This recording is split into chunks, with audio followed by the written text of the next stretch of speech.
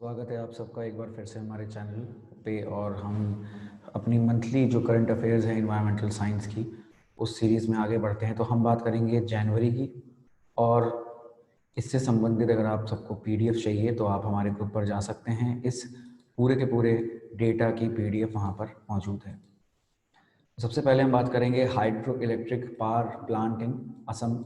Hydro electric हम जानते हैं मूविंग वाटर या वाटर इज इन मोशन, उसका इस्तेमाल जब बिजली बनाने के लिए होता है तो उसे हम कहते हैं hydro electric power plant.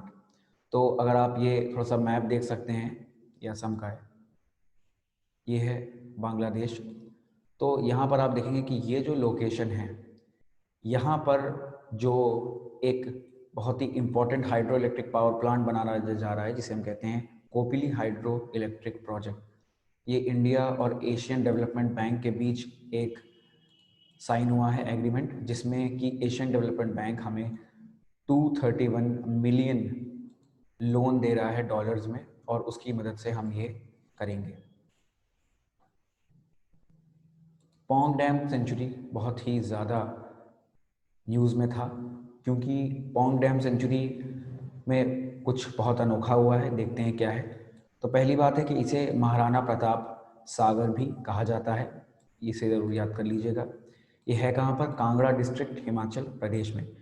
And very important to note that it is a Ramsar wetland which was declared in 2002। अब हम बात करेंगे कि पोंग डैम सेंचुरी में हुआ क्या है। तो ये आप देखेंगे इंडियन एक्सप्रेस की खबर है, और यहाँ पे बताया जा रहा है कि Pong dam report another 280 dead birds. लेकिन इसमें यह कह रहा है कि काराकस आप जानते हैं अवशेष जो उनके मिले हैं, 150 वर ओल्ड मॉर्टेलिटीज़, मतलब 150 डेथ पुरानी है, लेकिन फिर भी अगर मान लीजिए 130 बची तो ये 130 डेथ भी बहुत ज़्यादा हैं। और मैं आपको बता दूं कि ये बात जो वहाँ की चीफ वाइल्ड लाइफ वार्डन है अर्चना शर्मा जी, उन्होंने मीडिया से कही थी। अब हैरान करने वाली बात यह है कि यहाँ पे सबसे ज़्यादा जो डेथ देखी गई है वो देखी गई है बार हेडेड गूस की। ये आप पिक्चर देख सकते हैं, ये बार हेडेड गूस है, आपने देखा होगा इसे अक्सर। और ये कहाँ से आता है? ये इनर मंगोलिया और रशियन साइड से आता है। तो ये सब माइग्रेटरी बर्ड्स थी, और ये यहाँ पर एक फिक्स मौसम में, एक फिक्स सीजन में ही आती थी। अब हम बात करेंगे एशिया प्रोटेक्टेड एरियाज पार्टनरशिप की, APAP। इसका नाम बहुत कम लोगों ने सुना होगा। तो इंडिया को इसकी चेयरमैनशिप मिल गई है, और इसके पहले कौन था? South Korea.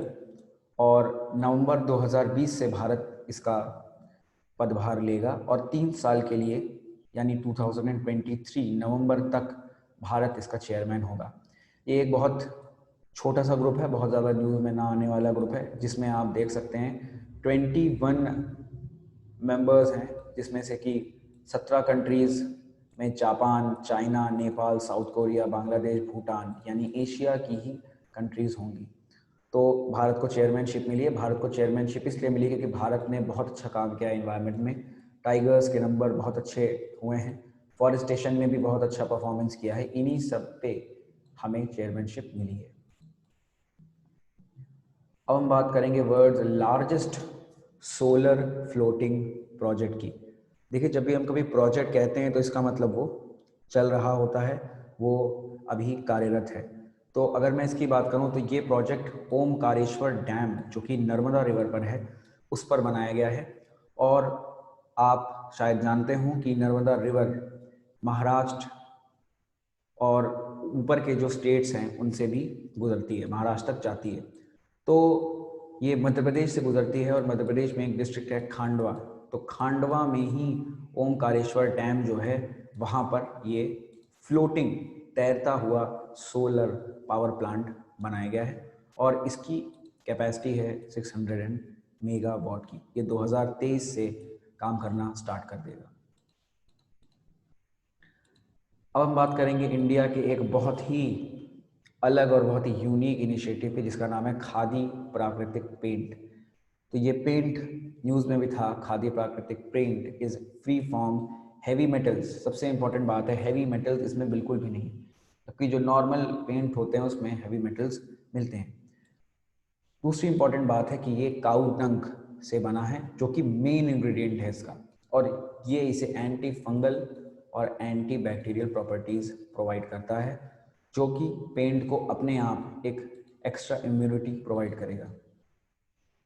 ये आप देख सकते हैं, मिंट से हमने लिया है, एक न्यूज़ फॉर्म है, Gadkari to launch Khadi's eco friendly non toxic wall paint today. तो जो नितिन गडकरी जी हैं, हमारे जो union minister for road transport and highways हैं एंड एमएसएमई, उन्होंने ही इसका शिलान्यास किया था, इनॉग्रेशन किया था। अब हम बात करेंगे सक्षम कैंपेन की।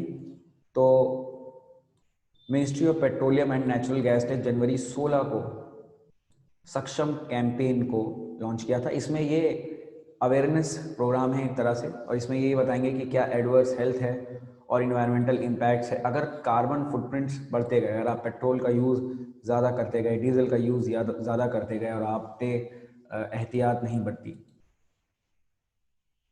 एक बहुत ही इंटरेस्टिंग इन्वायरमेंटल न्यूज़ है ये, पाकिस्तान परमिटेड हंटिंग। जी हाँ, बिल्कुल, पाकिस्तान हमारा पड़ोसी देश है और इसने हंटिंग को परमिशन दिया है। किस संदर्भ में, क्या नहीं, पूरी न्यूज़ देखिएगा। तो पाकिस्तान रिसेंटली इशूड, जो पीएम इमरान खान है वहाँ के, उन्होंने स्पेशली परमिशन दी है एक खास तरह के लोगों को यहाँ पर हंटिंग की। और वो लोग कौन है? वो हैं दुबई के रूलर शेख मोहम्मद बिन राशिद अल मखदूम और उनकी फैमिली के 5 और मेंबर्स को। वो हंट कर सकते हैं किसे? वो हंट कर सकते हैं हॉबरा बस्टर्ड को। ये 2020 से 21, यानी जब लॉकडाउन और कोरोना चल रहा था उस समय की बात है। अब आप कहेंगे कि शायद ये इतना इम्पोर्टेंट ना हो, ये एक पक्षी है, तो मैं आपको बता देता हूँ। ये देखिए, ये है हॉबरा बस्टर्ड और ये थ्रेटेंड क्लासिफिकेशन या वल्नरेबल स्पीशीज में आता है IUCN के। उसके बावजूद पाकिस्तान ने ये किया है फॉर डिप्लोमेटिक रिलेशंस। और ये आप देखेंगे डॉन, जो कि पाकिस्तान का बहुत ही रिनाउंड न्यूज़ एजेंसी है, उसने भी लिखा है houbara hunting permits issued to Dubai royals. ये हैं हमारे दुबई के किंग या रूलर। तो हम बात करेंगे गुची मशरूम की। ये मशरूम जम्मू कश्मीर के डोडा डिस्ट्रिक्ट में आता है। तो इसने अभी हाल ही में ज्योग्राफिकल इंडिकेशन यानी GI टैग को ले लिया है। GI टैग अभी जल्द ही केंद्र सरकार की एक मुहिम है जिसमें अलग अलग स्टेट्स में जो वहाँ के एथनिक प्रोडक्ट्स हैं उनको वहाँ पर मान्यता दी जाएगी ताकि एक ग्लोबल ब्रांड बने वो। तो आप ये देखेंगे, ये गुची मशरूम बगल में है, मॉर्चेला एस्क्यूलेंटा, और ये एक फंजाई है।